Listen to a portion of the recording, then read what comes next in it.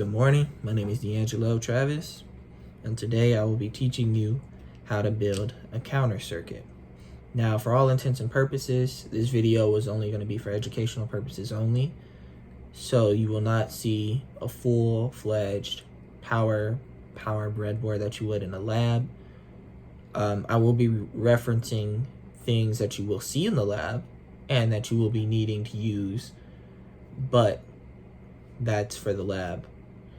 And for this demonstration, I will be using one chip and one breadboard.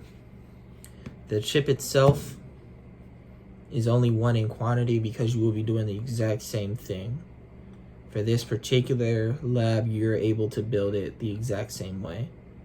And the only difference is one chip is going to be connected to the other with one wire, but everything else is built the same. That being said, let's get to it. So the first thing you're going to need is a 7493 chip, like so. 7493 placed on the breadboard anyway. Next, you're going to want to set up and build your power and your ground. These are normally represented by red and black wires, like so. Red and black. So for the black ground, you're going to have that there in pin number 10 for black. And for power, you're going to have the 5 volts right there in pin number 5. Now, on your hex display, which will be in the lab, your outputs are as such. Outputs A, B, C, and D. These correlate to certain outputs itself.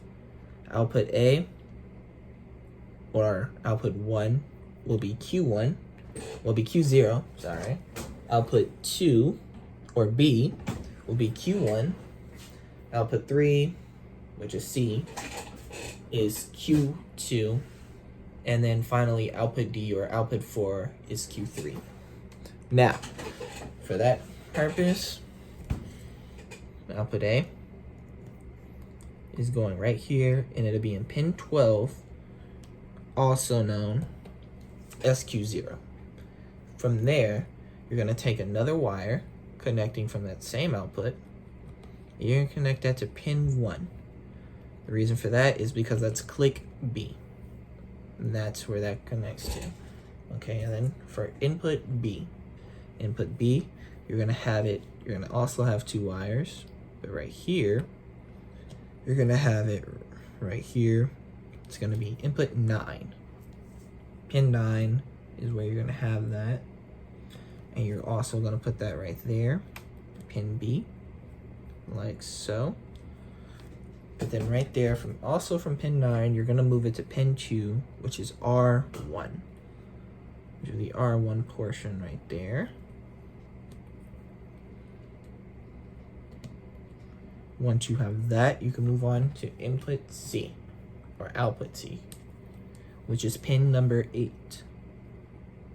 or Q2 position. From there, you do it like that. And then finally, D. Now for D, you're gonna have input D.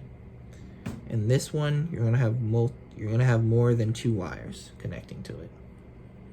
So the first thing you're gonna have it connected to is pin 11, which is also Q3. You have Q3, pin 11. And then from there, you're going to take another wire and connect Q3 to R2, or pin 3, if you will, on the breadboard. By the time you have all of that, now you have your circuit relatively made. The next part, which you will be using for the second chip, is taking another wire, another D wire, putting it right there in pin 11, and connecting it to click A on the second chip. The second chip being pin number 14. Now, with that being said, once you do this and make sure all your inputs are the same, the function of this particular lab is you'll be able to use the debounce button, also located in the actual breadboard provided by the lab. The debounce button, you click the debounce button and you'll be able to count from 1 to 99. That was the purpose of this lab. Thank you. Once again, my name is D'Angelo Travis. Thank you again for listening. And yeah, you guys have a good one.